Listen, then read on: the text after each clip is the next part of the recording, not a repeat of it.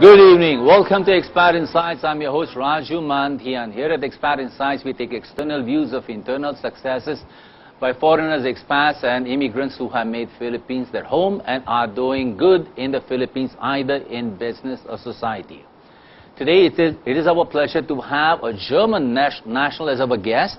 He is the managing director of DB Schenker, one of the biggest logistics companies in the world, and he's been in the country for 6 years.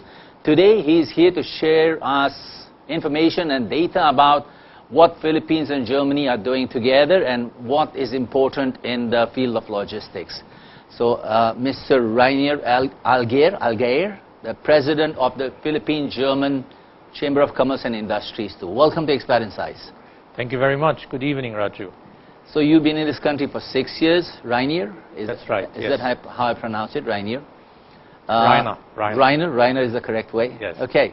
So tell me about what is beautiful about the Philippines to start with. Oh, that is difficult actually to answer because you don't know where to start because the Philippines has so many beautiful sites. But what comes always first to my mind when I'm asked about the Philippines is actually the people. Right. The people are very warm. The people are very friendly. They're very welcoming to foreigners. And they are, when we talk about business and look at business, they are very well to work with, very professional, good trained, well trained, and of course what is very good if I compare it to other countries where I have worked before is that here in the Philippines you can really talk with everyone in English, be it on the streets, be it in our warehouse or anywhere you go, you can communicate with the people and the people are very friendly. And you come to the Philippines from Africa or from some other experiences? Actually, before I came to the Philippines, my posting before was Malaysia. But before that, I have been also in other countries, like what you mentioned already, Africa. I've been in Kenya and in Nigeria. And then here in Asia, I have been also, additionally to Malaysia and the Philippines, I've been in Thailand and Indonesia. So I have seen already quite a bit here in the Asian region and also have some comparison to Africa. A little question before we move on to the subject matter of your business and the companies that you had, no? How do you adjust to so many cultures? I mean, what is your strategy when you move from an African culture to an Asian culture to a European culture? How do you manage to stay afloat and successful, Reiner? Well, I think the most important, if you move from one country and from one culture to the other, you have to have the ability to be open, to be flexible. And this, I think, I always have done whenever I went to a new country, that I was open to the new culture, open to the ways of business and also the ways of living, how it is done in this particular country. So you cannot go to a country and think you can do things and you can live the way you are used to live in Germany or in another country. So you have to be open to the culture, to the people, and be flexible. And of course, what I would also like to add there is what definitely also helped me is that I'm also in an intercultural marriage. All right. Because my wife is here from the Philippines. And that, in my opinion, also helps and makes you more flexible and open to other cultures. In your lifetime, before you learned the technique of being open to habits and behavior, was there any moment where you said, hey, I don't get this culture, or here's my challenge, I don't understand them? Was there a turning point in your life ever? Not really. Not really? Not really. When I was young, until I was 20, actually, I was not very much exposed to other cultures and to other ways of living. And my first exposure to another culture was really when I went the first time abroad to Kenya. And I believe my biggest advantage there is I didn't go there with any expectation. I didn't go there with the thought, now I go to Kenya and I show them the German way or whatever. But I just went there and started experiencing the culture and found out very quickly that things are done in a different way, and I was able to adjust. You were able to adapt very quickly. Now, give us a little bit of a background about your core culture. German is the big culture. I also understand that you were born in a certain province which lies on the borders of France and Switzerland. That's right. Can you describe your childhood province, if you mind, if you don't mind? Yeah. Yes, my childhood was in a relatively small city in Germany, in the southwest of Germany, as you mentioned already, near the Swiss border, near the French border. It's a city called Freiburg. It's actually, many people don't know Freiburg so much, but when I say the area, it's a Black Forest area, so most of the people know really the Black Forest. You mean? Well, that's where it originates from. Really? Okay, that's an insight. So the area around Freiburg is a Black Forest area. It's a mountainous area, and it is very provincial. And there is not a lot of exposure to international business or whatever. And I grew up actually outside the city in a very small town. So for me, when I went then the first time already at that time with Schenker to Hamburg, where I also worked for half a year, that was already like going abroad. That was already a different culture. So I'm always saying, jokingly, my first assignment abroad was actually Hamburg. Now, in a couple of minutes, we'll take a break, no? But this is a question that's been on my mind ever since I saw your profile, is that you've been with one company for the longest time in your life, and that's not the culture today, that's not the trend today. People change their jobs in 6 months, a year, you know? Today the Gen X and Gen Y. So tell me a bit about the feeling of that thing before we take the break, you know, and we talk about DB Schenker and other stuff. All right. 36 years in one company. That's correct. And you are right that it is not really anymore very common today. But it is, in my opinion, still something very typically German. We have in Schenker still many people who are the same time longer period than you, and even longer tenure than you, and even longer than me. I believe some years ago this was a very great value for German companies, that they try to hold their employees, and employees also trying to stay with the company. So loyalty played a very big role in the years back in the German culture. And of course now we are also in Germany very much influenced by the globalization, by the opening of doing things in a different way. But I still do believe that it is something German. And I can tell you something, really a small anecdote to that. Please, when I was here in the Philippines, is that after 2 or 3 years being here, then I had several people who came to me and said, so they think of resigning and they think of going somewhere else. I asked them, why? Yeah, because, you know, after 2 or 3 or 4 years you have to change, you have to do something else. And in most of the cases I was able to explain to them, that is really not necessary. You can grow also in the company. And I am a clear example how someone can grow in the company. I started in Schenker in Freiburg as a clerk. And I have made my way up, and today I'm in your hometown, Freiburg, as a clerk? Yes, I started in Schenker Freiburg first as an apprentice. Were you a college graduate at that time, or you were still studying? No, you were already graduated. Graduate, and then I made an apprenticeship in Schenker, and then I was, after the apprenticeship, I was then got a fixed employment, and I started as a clerk and then made my way up. And that's what I explain also to the employees here, that within the Schenker culture, you can also make a career within the company. And the good thing is that we have offices all over the world. And nowadays, we have Filipinos who join other offices worldwide. If they do a good job here, they have the chance also to go abroad within the company. So there must be something about Schenker and its culture that makes people stay so long too, besides the fact that it's a German trend. Is that? Well, Schenker is a very people-oriented company. Even before, we called ourselves the Schenker family. And I'm still doing this here also in the Philippines, that we are not only an employer, but Schenker takes care of its employees and is also interested in the well-being of the employee and their families. Like a family. Okay, on that note, let's take a break, then we'll come back and see the video of DB Shankar and talk to you about logistics and the Philippine-German relationship. Okay? So stay with us. We are with President Reiner Allgeier of the German Chamber of Commerce, German-Philippine Chamber of Commerce, and we are talking about winning moments in logistics and the Philippine-German relationship. I'm your host Raju Mandian, and this is Expat Insights. It all started with one idea, one vision of bridging gaps and bringing people closer through efficient service. In the words of its founder, Gottfried Schenker, the vision was from house to house in one hand. Founded in 1872 in Vienna, Austria, Schenker began with its initial service of freight forwarding, but always had the foresight to consolidate and make things more accessible and interconnected.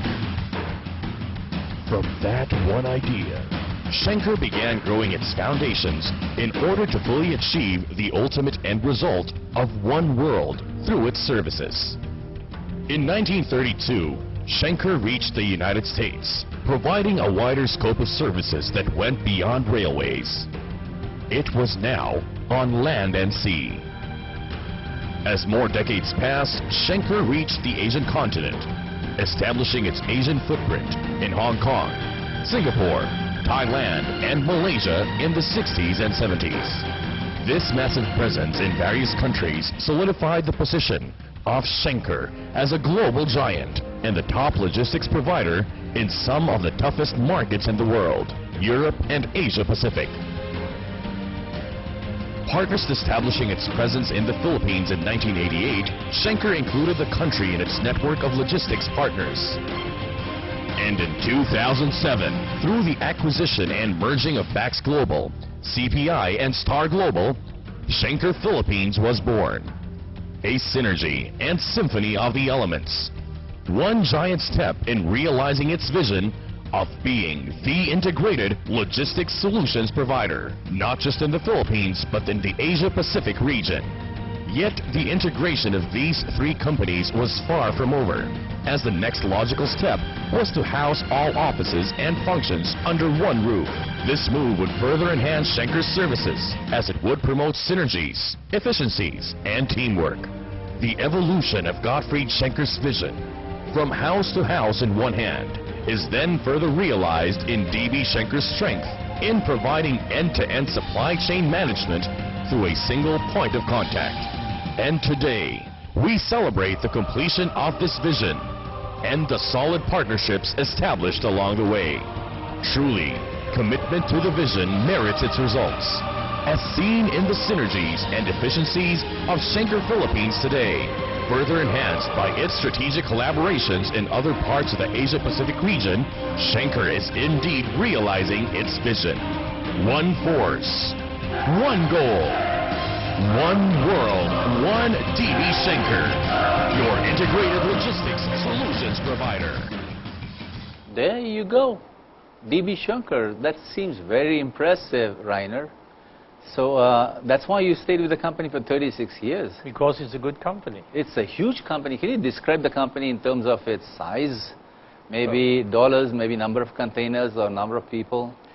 Schenker nowadays is in over 70 countries. Yeah. We have more than 2,000 offices worldwide, and we have nearly 100,000 employees working for the company everywhere in the world. And a good portion of it is still German-owned?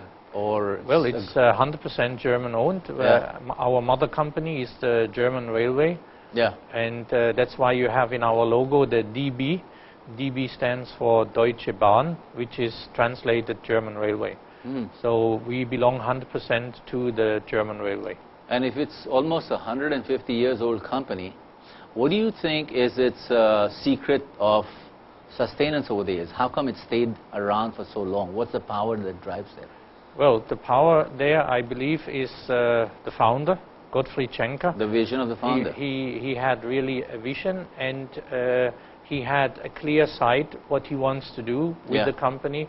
And most of the people don't really know this, that what he proclaimed to be his vision and his goal from house to house in one hand, what we also saw in the video. Yeah, that's a slogan. that's actually what we and what the logistics industry is still doing today. It's only that we call it different. Today we call it total supply chain management, but it's still the same, that we as a logistics company take care of the transformation of the transportation and information flow from the supplier up to the end user. And that's already in 1872 what the idea of Gottfried Schenker was. And he actually was the founder of the modern logistics, that from house to house it is taken care by one company. He started consolidation, which every logistics company is still doing today.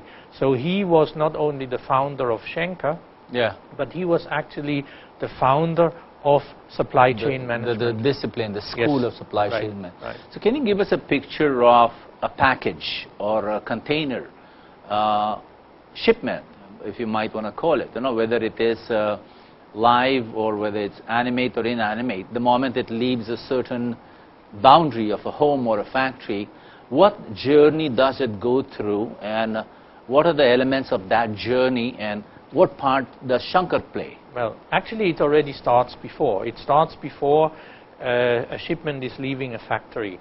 What we do for many customers is that whenever they place a purchase order... Can you cite an example of a product? So for example, one of our big customers here in the Philippines who is doing the production of components for electronics. So they need raw material, they need their suppliers to supply them with the parts and everything.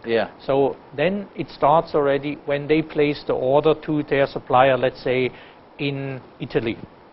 We get a copy of that purchase order, and we then inform our colleagues in Italy to get in contact with the supplier. So the supplier is then contacted. This is on the supply side, not yet on the demand side. This is first the supply side. So the supplier is contacted, then they agree on the time when the shipment needs to be picked up. Then we get the information that shipment will be picked up on this and this date. We give this information again to our customer here, so he can start planning already for the production. When will the cargo be here? We give them the expected arrival time. Then the cargo travels either by air or by ocean from Italy to the Philippines. We arrange the customs clearance. If necessary, we deliver it then right away, or if there is still some time buffer, we put it in our warehouse and wait until it is really needed in the factory, and then we deliver it right on time when the production really needs it. So it is quite open. Whoever can contract you. It could be the supplier in Italy, it could be the converter in Philippines, or it could be the end consumer in Korea, China, USA. And so they sleep happily once they assign Schenker to you. The moment the product to you, Schenker, The moment they give the order to us, basically they can forget about it, and we do the whole organization in between, the whole management, and also what is very important, also the information flow, because nowadays information flow is very, very important, because most of the things are produced and are supplied what we call just in time. GAT. So, and that's why information, communication is very important. Knowing when my product is reaching, what state it is, so that the other aspects of that project can be managed well. So information flow, and then also what we have a tracking and trace system, so that at any time we can tell our customer where his product is, and then also our big customers, they get an access to our system, so they can go into and really check also themselves where their goods are at the moment. My obvious question at this time would be for example, I don't know this, if Intel was your customer. It is. Hypothetically. It is. Thankfully it is. Okay. So for them to do all this themselves, have a little department, have a group of people doing this themselves, or assigning the whole logistics business to Schenker, which would be much more cost effective for them? I'm just talking about cost, not yet quality. Well, the most cost effective is really to assign it to a logistics provider like Schenker. Oh, fantastic. And in terms of quality and assurance and risk, it's still Schenker. Well, what we do is then we agree with our customers on certain service level agreements. So we agree on time frames, we agree on information flow, we basically agree on everything, and then we have to live up to these agreements. And so the customer really knows when he makes a contract with us, what kind of service he gets. In the last 36 years that you've been in this business, or how much has this industry per se, or this service changed? What are the elements of changes that have occurred here? The changes is that nowadays information flow is much more important than when I started in this industry. Than the product flow. Yeah. And also everything has become faster. Like the whole globalization, everything is faster. But the principle is, like what I said before, is still the same. House we to take house care in one from hand. house to house in one hand. So that has never changed, that will never change. And only the way of doing it in terms of information technology, and also of course, like when I started, we had container ships which were only able to load 3,000 TEUs. Today we have container ships, they load 10,000, 12,000, 15,000 TEUs. So TEUs? It's a container. It's the equivalent of a 20-foot equivalent unit. Okay. Yeah. So this has changed, and of course also the airplanes, they have more capacity. But like what I say, the principle is still the same. What has been added to it is that during the time when I joined this industry, really Schenker and other logistics companies, they did only the physical transportation. Yeah. Nowadays, what has become also a very important part is the value-added services, what we do for customers in our warehouses. So we don't only... So it's not just releasing through customs or borders or security, but there's something else. What is this? Well, value-added services. So if I tell you that we have a customer where we ship telephones for them, they come here, we activate the telephone, we test the telephone, we put the battery in, then we pack it, we do the promotion material, and then it is sent out to the individual customer. Now, if you would receive a telephone like that, and there would be a fault in it, you would call, you would come to us. You wouldn't even talk to the customer. So you become part of the whole supply chain business too, no? Yes. So what are the future possible innovations in this industry? What is the current hindrance to this industry, and what do you think might change in the future? In terms of speed, in terms of quality of service, what new wave of technology might add a difference to the logistics industry? Well, because of the resources which are getting limited, also when we talk about fuel, and it decreases more and more, so also transportation is getting more expensive. It will be necessary in the future to even consolidate things more. So what we have, for example, one solution for that is what we call buyers consolidation. Say that again, please. Buyers consolidation. BIAS. Buyer, like you buy something. Oh, buyers, okay. Buyers consolidation. That, for example, you would have a company here, and you are ordering goods from different countries in Europe. Right. So at the moment, you would get a shipment from Italy, you would get a shipment from France, you would get a shipment from the UK.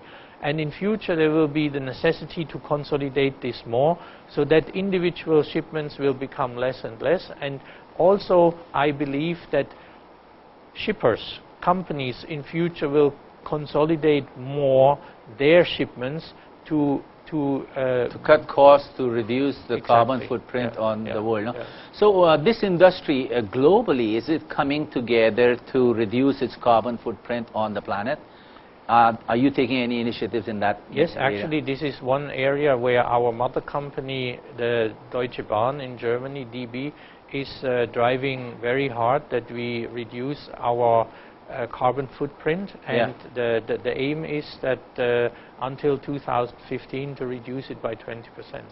So there is a program which is in place, where we also have the program that we do green logistics, so that we really look into this area, where can we also reduce resources. In the last decade, because the world has become so much more eco-conscious, no?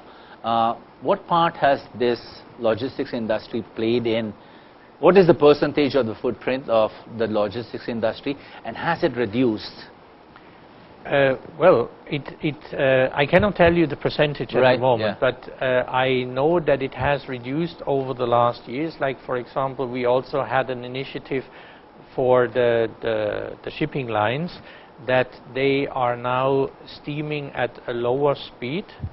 So, which steaming as in like moving? Yes. At a lower speed, yes, would that cut down? Which reduces their fuel consumption. Is that right? Which, of course, also reduces their fuel emission. The emission. Carbon emission, Well, but how about the time? Well, that's why things have to be planned even better. And so that's where, again, a good system comes in, so that you have a good planning, and that's why it is important that our customers start already at the moment when they order the goods with the proper planning. More efficient planning. I'd like to talk to you about the Philippines-German Chamber of Commerce, no? But before I go there, can we just talk about, you said you're happy with Schenker in the Philippines, no? Would you be able to cite any specific advantages of being in the Philippines compared to other nations globally in terms of its location?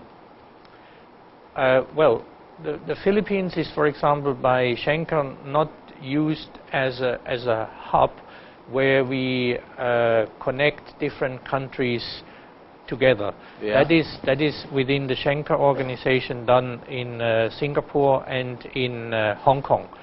But the Philippines has the chance and the capability of becoming a hub. And like, for example, when we look at facilities like Clark and Subic, where we have very good facilities, then we are looking into that, so that Clark or Subic could also be made into a Southeast Asian hub for Schenker. But for that, it will still be necessary that some of the regulations and the way business is running here would still need to be changed. It has to be made more friendly, that like cargo can come in and go out again more easy. At the moment, it is still quite difficult compared to Singapore and Hong Kong. Is it about regulations, or is it about cost, or is it about the way of doing business? It is about regulation, and it's about connectivity. When you look at Singapore and when you look at Hong Kong, of course, they have so many shipping lines, so many airlines calling their respective ports. Because of the existing traffic. Right. So this needs to be increased here in the Philippines. There has to be more capacity, which is coming in and out. And then also we need some reform in the regulations, so that an importation and an exportation of a good, for example, we would like to open in Clark for one of our customers a spare parts hub. So he would place the spare parts in Clark, which would be then used for his machines, which he has all over Asia Pacific. And then the spare parts are there, and if it needs to go to Indonesia or if it needs to go to Thailand, but also if the machines here in the Philippines would use these spare parts. But something like this is still very complicated today and needs some reform. Thus, as the president of the German-Philippine Chamber of Commerce and the managing director of DB Schenker, what would be a couple of things that you would recommend this administration and this country, so that we can fast-track catching up with Singapore and Hong Kong? What are the three things that you would recommend? Well, I think one initiative which was started already with this administration is very good, and it's on a good way. That's integrity. Cutting down on corruption. So the integrity initiative is in fact very good, and we as the Chamber and also we as Schenker, we are very much supporting that. But then we have to also look into the area, what I just said before, of doing the whole administrative things in a more direct and easier way. Like, for example, if today you do a customs clearance in the port or in the airport, you still need between 15 and 22 stamps. You have to go to different desks, to different departments. This has to be streamlined, that you go to one and window, 3 or 5 steps later you're out. And then that's done, and then you're out. And there are things which need to be still go through a reform. Comparatively, in Singapore and Hong Kong, how many steps does our process take? Well, you have 2 or 3 steps, and that's it. Less than half, less than Yeah, half? yeah, Wow, that is yeah. amazing. Yeah. So that can be compared and achieved in this country if you just follow the model of Singapore and Hong Kong. It can. The capability, the ability is there. Yeah. It just needs the will to change it. Well, I'm sure it will happen very soon, no? Tell us a bit about now the German presence, no, in the Philippines, given the picture of the fact that there is a big membership in the Chamber of Commerce. What is the presence of the country and its nationals in the Philippines?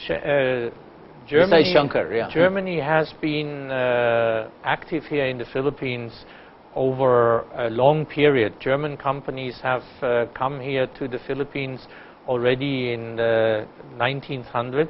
One example for this is that you have a German club which is already existing since 1906. Wow, So, it's 100 years old, the yes, one here in Makati? Yes, it's more than 100 years old. So that shows clearly that there was already an interest here, a German interest in the Philippines for a very long time. And today, Germany is the biggest trading partner of the Philippines within the European Union. So Germany plays, when we talk about relationship with Europe and the Philippines, Germany plays the major role. Mm-hmm. And we have here in the Philippines more than 100 companies, yeah, which are either fully owned by German or partly owned or affiliates and so on. So there is actually a lot of activities going on between Germany and the Philippines. And this was also the reason why German businessmen in 2007 were of the opinion that it is necessary to have a German-Philippine Chamber of Commerce, because our chamber is only existing since 2008. That's very young. That's very young, yeah. So you were part of the European Chamber of Commerce before all the German nationals? Well, I would say the German companies were a majority before in the European Chamber, but then the German businessmen saw the need to have their own organization, their own chamber, and then with almost 40 companies, we started then in 2008, and today we have already more than 150 members in our... How big is the German community, and besides logistics, what other industries are they playing an active part in? Well, the German community here in the Philippines, according to the embassy, is around 8,000 Germans. That's quite a lot, yeah. This is quite spread. I think here in Luzon, Metro Manila and Luzon, about 2,000. And the industries German companies are in, you have one very big German company, which is Lufthansa Technik, which is in aircraft maintenance. Mm-hmm. So most of the Lufthansa planes are coming here to have their maintenance done here. And they are in fact just now building another hangar for the A380, so that one can also be serviced here. And then another big investment is from a company called Continental Temic. They have 2 manufacturing plants here for automotive components. Then you have a lot of activities also in the electronic, in the semicon area, in the semicon business, a lot of suppliers for that industry. And you have activities also, a lot of BPO, shared services and outsourced services. You have a shared services center of Siemens here, of the Deutsche Bank, of Bosch.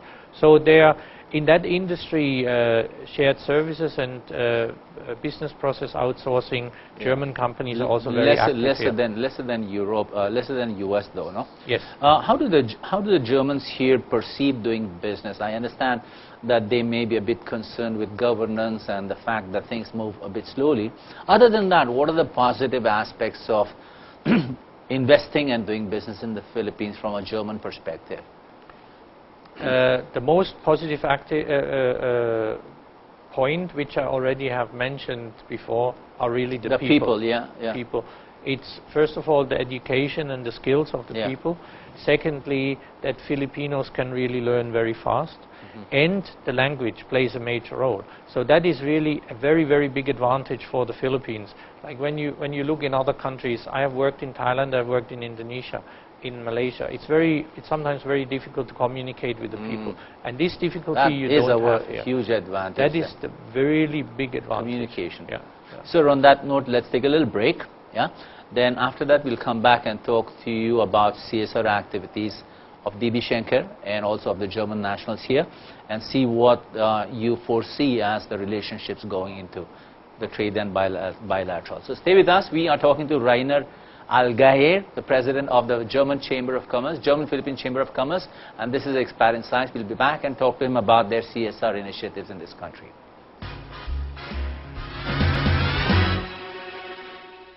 Welcome back to Expat Insights. I'm your host Raju Manthia, and we are talking to President Reiner Allgeier of the German-Philippine Chamber of Commerce and also the Managing Director of DB Schenker. And he's given us a bit background about the logistics business. Sir, what are you doing? What is DB Schenker or the German Chamber? I'll call it German Chamber because it's such a long easier, name. Doing in terms of CSR or socially responsible actions in this country. What are the initiatives that are happening in this country? Can you share a few? Okay, first talking from the point of the Chamber. As I mentioned before, we are still a very young chamber. Right. So we have not really done a lot of our own initiatives as a chamber, but we encourage our member companies in their CSR activities, and we have a lot of member companies who are doing very, very much in this field. I mean, there the companies I also mentioned before, like Bosch, like Continental Chemic, like Lufthansa Technik, all of these companies have their own CSR initiatives. And the same, for example, also for Schenker. We are actually going in two directions. One direction is environment, and the other one is education. Wow. So in terms of environment, we have already done several times tree planting in the Marina watershed. I like that, yeah. And where we actually have a very good activity, because we don't only give money, but we encourage our people, and we make it an outing on a Saturday, and we go with our employees, and of course also myself. Good team building. We go too, then to the Marikina watershed and we plant trees. And so in my opinion, that's better than just giving an amount of money, but you really also do something. That makes for more it. sense. Yeah. Now, the Chamber also has an event every year called Mabuhay Germany or That's Mabuhay right. Philippines. No? Mabuhay Germany. Mabuhay Germany, Yes. long live Germany. No? Then last year, your theme, last October, was Winning Moments. Can you describe that theme and the reason behind that name? Okay, the theme actually came about every year. In the beginning of the year, we sit together and say, so what will be our theme for this Mabuhay Right. Germany? And at that time, we took it actually out from the sports, because at that time last year, at about the same time now, the Ascals, they were very... they were kicking ass. They were very successful, and they had one win after the other. Yeah. So in one of our sessions, we said, oh, why not use this from the sports, winning moments?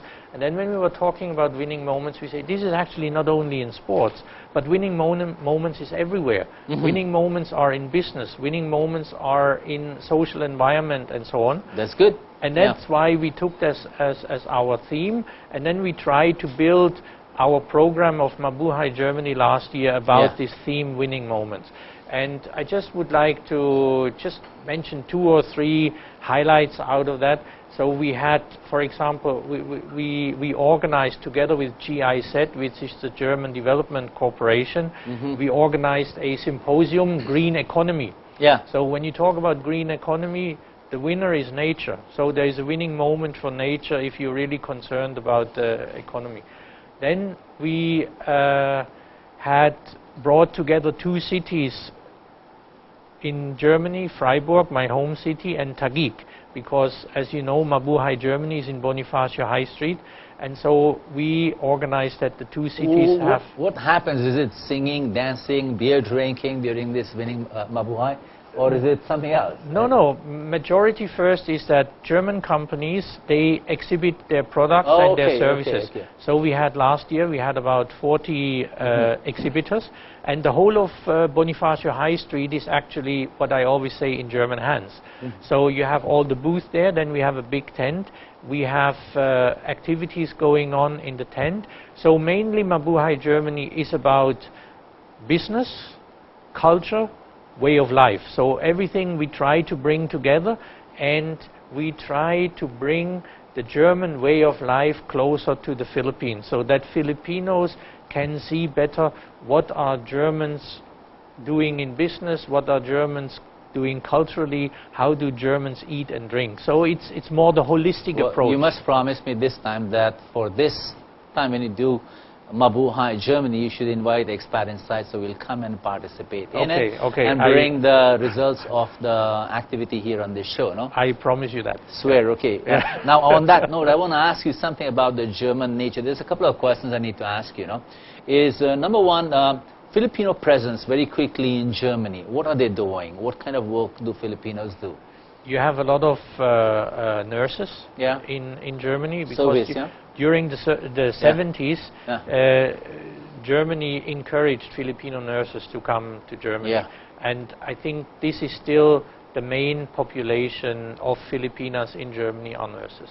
Now, the second question to follow up that one is, if there is anything that you would like to have in the Philippines that is of German origin, whether it's philosophy or culture or habits or work ethics, what would you like to incorporate? What would that be? Well, that's what I have tried the last 6 years since I'm here. Which is? I have tried to install, especially of course in my immediate environment, which is DB Schenker, more discipline.